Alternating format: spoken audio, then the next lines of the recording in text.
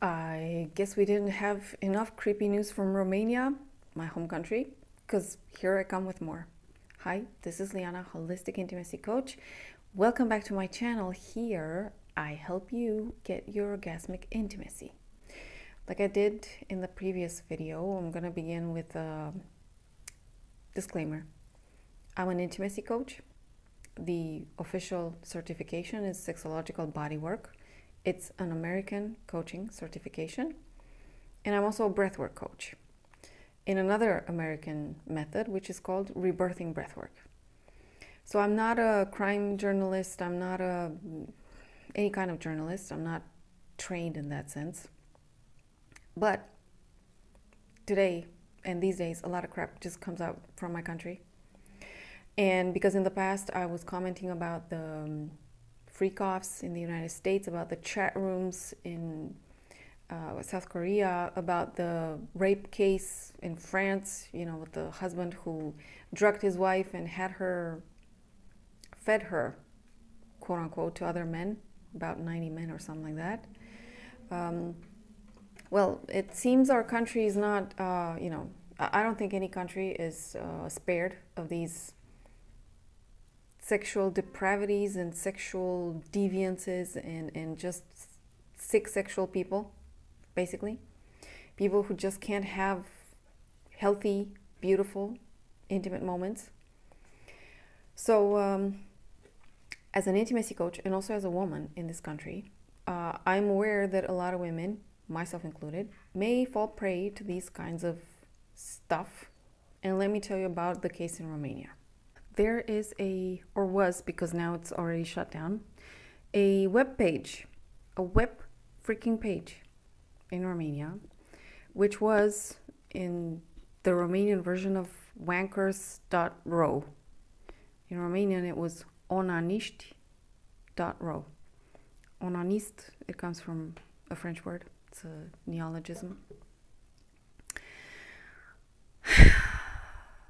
The stuff that were on that site, allegedly, because by the time I found out about it, it was shut down already. First of all, a lot of deep fakes, AI deepfakes, with women from all places in all kinds of positions. That's one. Secondly, something that I found extremely gross and disgusting and concerning, posts, so text posts of men, fathers, married with daughters, teenage already, who said that they knew that their daughters masturbated and that they recognized the fluids on their daughters' panties, and they jerked off to the smell of their daughters' panties, used panties. And they were sharing those stories with other stuff there to give material for other wankers to enjoy. Then there were a lot of photos of women taken on the street, from the back, from the front. Some were photos of older ladies, not necessarily thin, not necessarily sexy dressed. Like that one was just, you know, regular old ladies. Then there were also infos, because I didn't see the screenshots, like nobody screenshotted those, infos about at least one dude in our country who took photos of under women's dresses. In Romania, unlike Japan, for instance, the camera function on any device can be dissociated from the sound, okay? So you can take photos of people and they don't know, because the sound is not mandatory here. We can do that. And probably a lot of other sick stuff. Photos from women's beauty parlors, where women were getting waxed, including in their intimate areas. And there were screenshots of cameras, because those places had cameras, and they were positioned in such a way that you could actually see the woman's genitalia as she was being waxed. And people actually said, why, like, people reacted. I reacted to the fathers who jerked off to their daughter's underwear. Like, that's what I reacted to. I was like, I hope those men get identified based on their IP, and they can be taken to court, but also their families will know who they are so that they can get divorced by or of. And also these guys will get restraining orders for their daughters for the rest of their daughters' lives. And those dudes. Like, that's what I reacted to. Other people reacted to, why are there photo or video cameras in beauty parlors? Why don't women know? And why are they positioned in such a way that you can actually see the woman's genitalia? Why is it like that? And people said, well, perhaps they are afraid that somebody might walk in the place and, I don't know, here in Romania, crime, like actually killing and stuff. Those are, I mean, until the recent episode with the woman shot in the street in that brutal executionary style, that it doesn't happen here unless you're into crime and you mess with the wrong people, and then yeah, you get stabbed, shot, hung, I don't know what else. But otherwise, nobody's gonna go into a beauty parlor to kill people. Like, we don't go that far. We're not the United States of America, or I don't know, other places where people just go in randomly into people's businesses and kill others. Okay, it doesn't happen in this country. So we don't understand why, some people didn't understand why there were filming cameras or surveillance cameras, and why didn't those women know? Because they were exposed with all of their genitalia without their knowledge. And in that sense, people said, well, those beauty parlors should be sued by all the clients who were filmed without their knowledge. And yeah, I would do that also, by the way. So aside from my reaction to the fathers, the sick people who should, in my opinion, those people should never reproduce. Those people are not fit and qualified to be fathers. And let's say if there were ever a site done by women for women, where you would hear women's stories, how they masturbate to their son's underwear, I would have the same goddamn reaction. Those women should not be mothers. I haven't heard of that, but just in case we ever hear of that, let me tell you from now, those women should not be mothers. Like, I don't know, do other things with your lives. Just don't procreate because you're unfit to be a parent, basically. But one thing that I've seen, because for now or so far, there was only one article. It's really fresh, although the news is fresh now in the media. Although apparently people not in the mainstream media knew about that website for over a year, but nobody shut it down. So now a lot of women probably saw themselves on that website and notified the police. A lot of women reacted on Facebook, because like I said in a previous post, Facebook is still big in Romania. A lot of people of all ages have Facebook in Romania. Authorities check their Facebook pages and messages. So Facebook is actually a powerful tool in this country, at least. I don't know about the neighboring countries, but in Romania it's still big. Then there were also posts and other reels on TikTok, but even though TikTok was big in our country because we had the presidential elections last year and it was all over international news that our elections were canceled because there was fraud and it involved TikTok in Romania during the electoral campaign. So TikTok doesn't really have such a good reputation in our country, but still there are a lot of people who are sharing information there. However, if you're to nudge authorities via social media, it's going to be via Facebook, at least in this country. So that said, in the one article that I've seen so far, probably this will ripple into other channels, whether it's audio, video, or visual, stuff like that.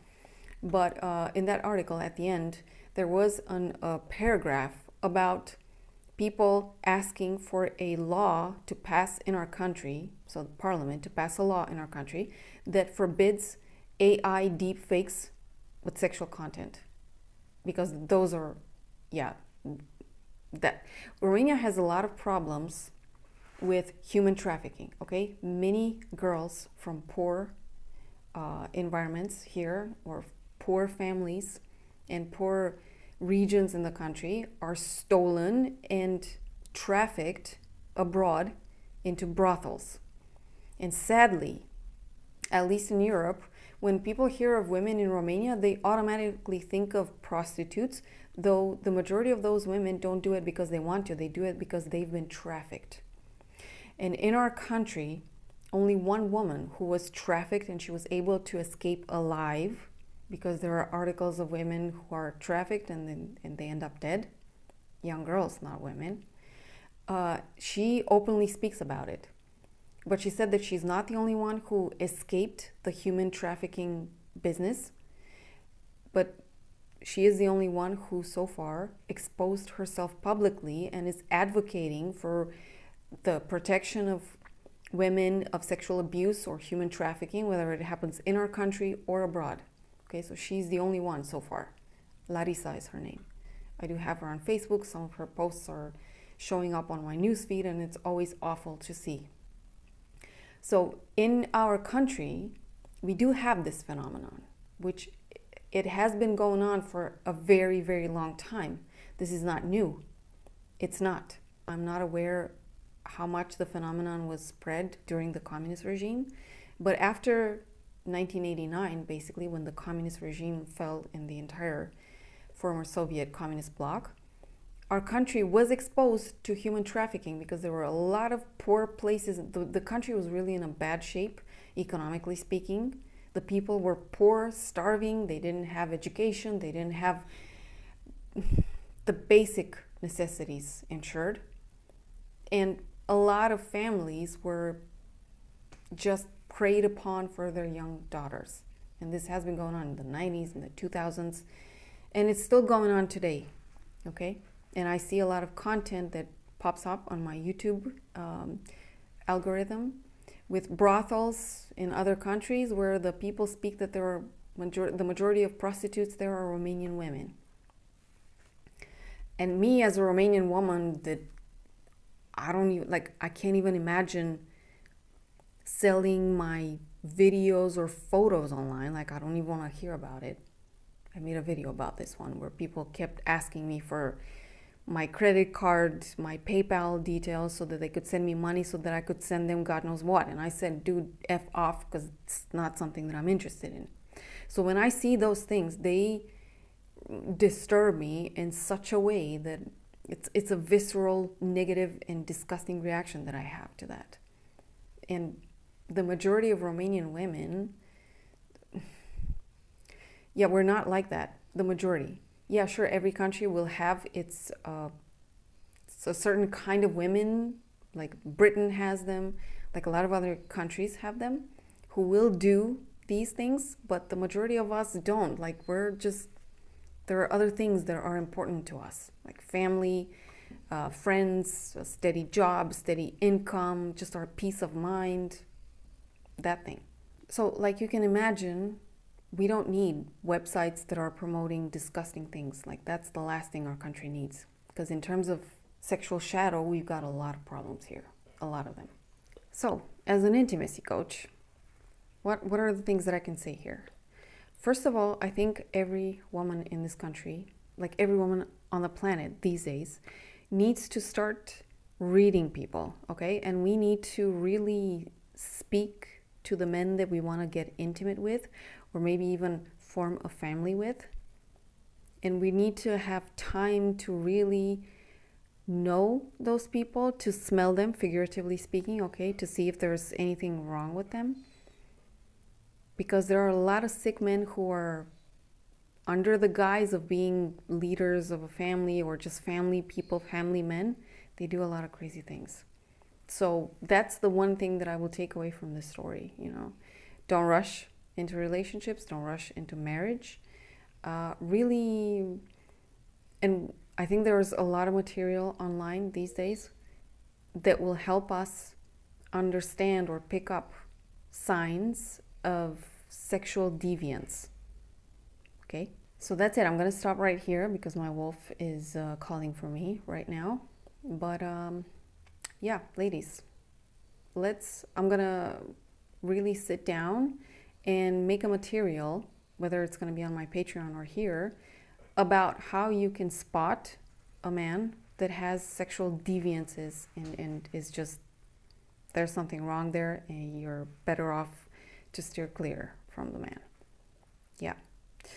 Otherwise, I will see you with other videos here. And I want to give a shout out to, because new people have joined my Patreon these days. Super grateful. That helps me a lot these days. I've shared in previous videos and also on my Instagram and my Facebook. I've done lives there also about the situation that I'm in right now, which is pretty challenging for me.